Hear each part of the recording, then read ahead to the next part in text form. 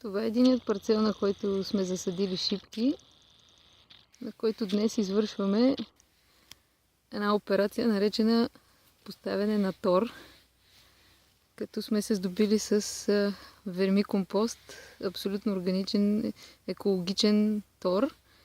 И тук е мястото да направим реклама на нашия доставчик Waste No More от Казанлък, които ни доставиха около 1 тон, 1400 литра, като горе-долу на всяка фиданка се разпръсква около 1 литър. Имаме около 1400 фиданки, половината са на този парцел, който е около 3 декара и половина, и другата половина са на другия парцел, който е около 3 декара и половина също.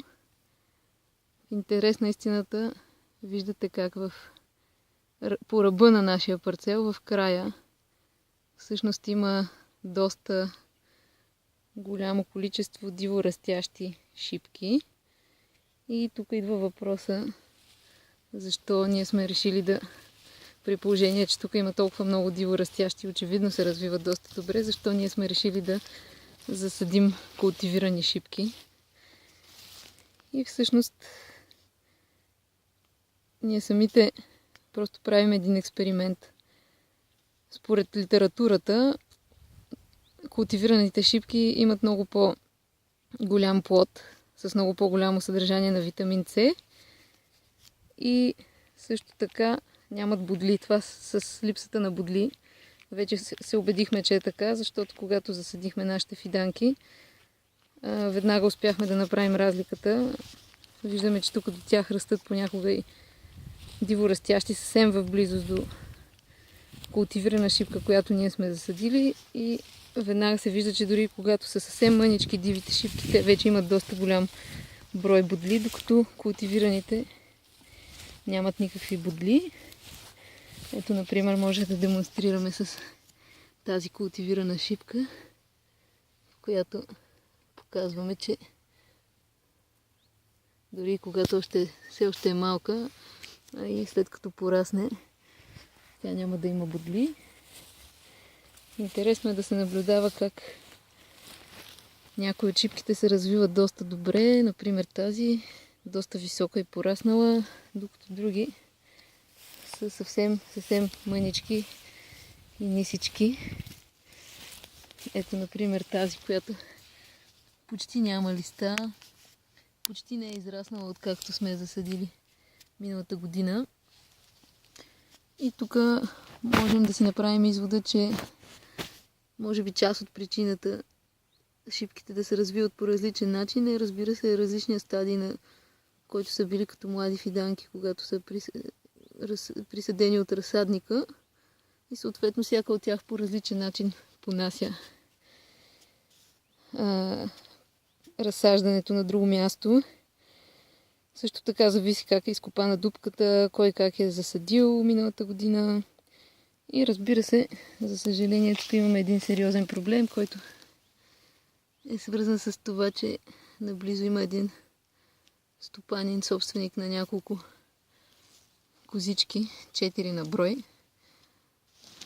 който го мързи да си ги връзва и да си ги пасе, и ги пуска да пасат както намерят за добре. Съответно, те са си направили пътечки вече в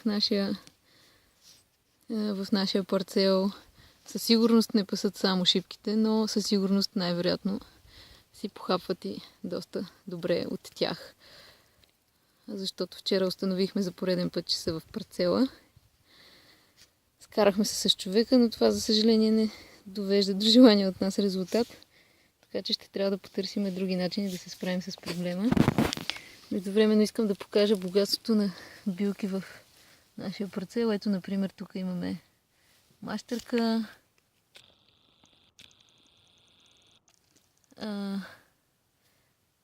бял равнец, също доста често се вижда. Вчера разбрахме, че ето това цвете, червеникавичкото, което в момента вече е поизсъхнало, се казва див морков. Не е ясно за какво се използва. Намирали сме също така жълткантарион, див лук и много други билки на нашия парцел, което означава, че почвата е хубава. Всъщност специално този парцел е бил лоза преди много години. И сравнявайки се с почвата на другия парцел, наистина можахме да си направим извод, че тук почвата е по-хубава.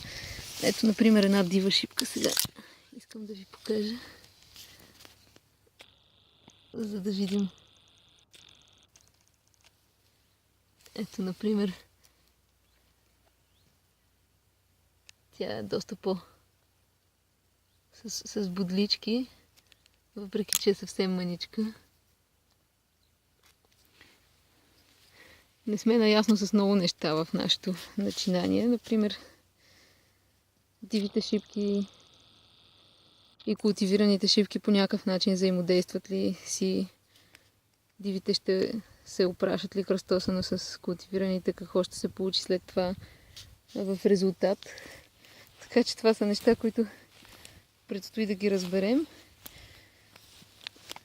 Да се информираме повече, да развием повече научни познания, говорейки с различни хора, въпреки че в България всъщност се оказва, че капацитета за отглеждане на шипки и тяхното последващо обработване в различни крайни продукти не е чак толкова голям, или поне ние все още не сме успяли да достигнем до правилните хора, които да ни дадат повече акъл, както се казва. Тук искам само да покажа вече вермикомпоста, който сме разпръснали на всяка фиданка, и така съвсем по този ръчен способ, в който имаме индивидуален подход към всяка една фиданка. За 2 дена се надяваме, че ще можем да направим и двата парцела.